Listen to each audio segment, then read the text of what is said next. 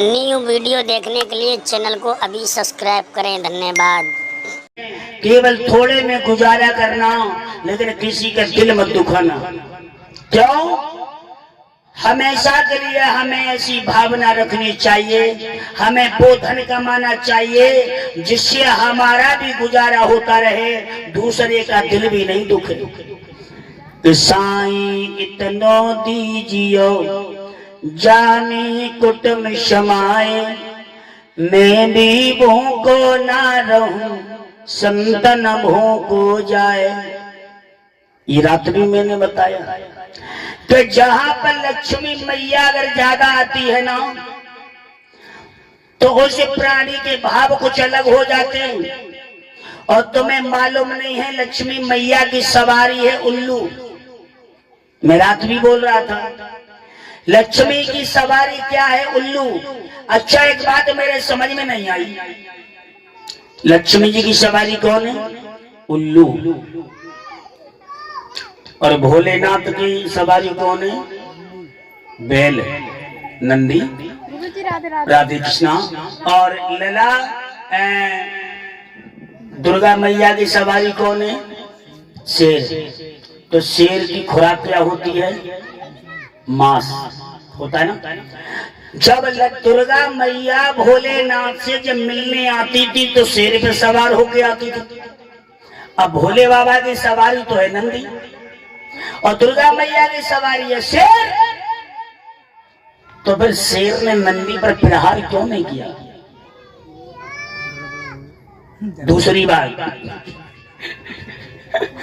दूसरी बात, भोले बाबा के गले में क्या है?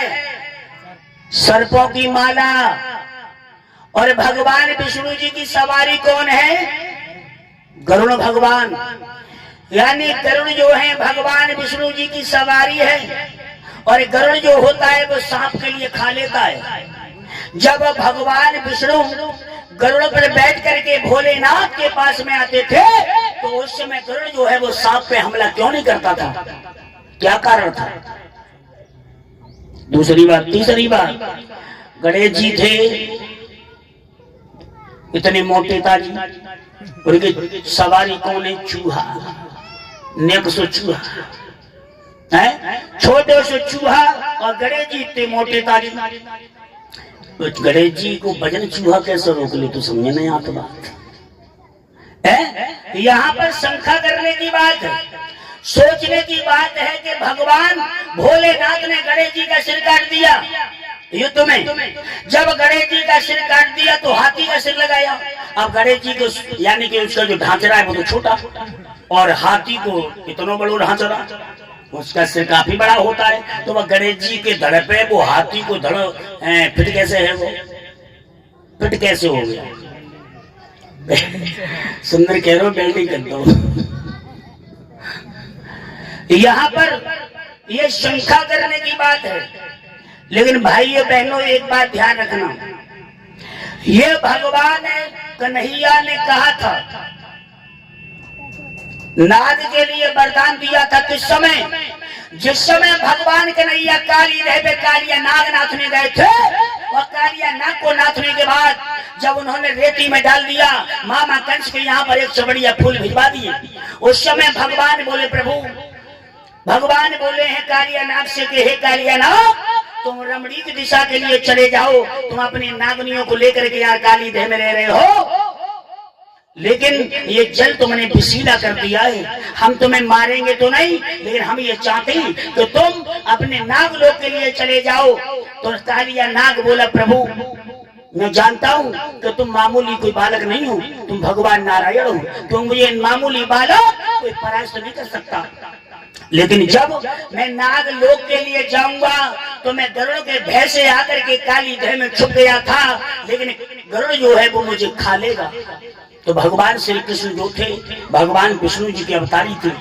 भगवान कृष्ण जी ने नाग के लिए कहा कि जाओ, हमने तुम्हारे फन पर खड़े होकर के बीन बजाई है, नृत्य किया है, तुम्हारे फन पे हमारे चरण की पादुका पड़ गई, चिन्ह पड़ गए। जब ये गरुड़ जो है वो मेरी सवारी है, और जब गरुड़ जो है मेरे पैर तुम्हारे फन पे जब देखेगा तो तुम पे कभी भी हमला नहीं करेगा। इसलिए गरुड़ जो है वो सांप के लिए कभी नहीं खाता है। सांप प्रजाति में एक सांप आता है जिसका नाम होता है दुमई। दुमई होता है, वो दुमई ऐसा होता है 6 महीने इस मुंह से चलता है, 6 महीने इस मुंह से चलता है। लेकिन भाइयों, अगर उस दुमई को धोखे से अगर किसी ने मार दिया तो समझ लीजिए उसका घर बर्बाद होने से कोई रोक नहीं सकता। धोखे से दुमई मर जाए या जानबूझ के मारे तो बहुत बड़ा पाप लगता है। और जिसने दुमई को अगर अपने घर में पाल लिया तो उसके घर में लक्ष्मी इतनी आएगी कि वो संभाल भी नहीं पाएगा। अब सुनो, अब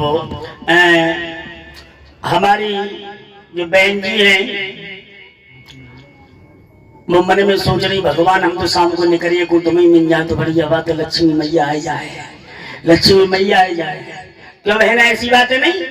लेकिन ध्यान रखो, तुम कितनी भी कोशिश कर लो लेकिन लक्ष्मी मैया ऐसे नहीं आती। ध्यान रखना बहनों, दुमई जो सर्प जो है ये इसके 2 मुंह क्यों हुए? 2 मुंह क्यों हुए?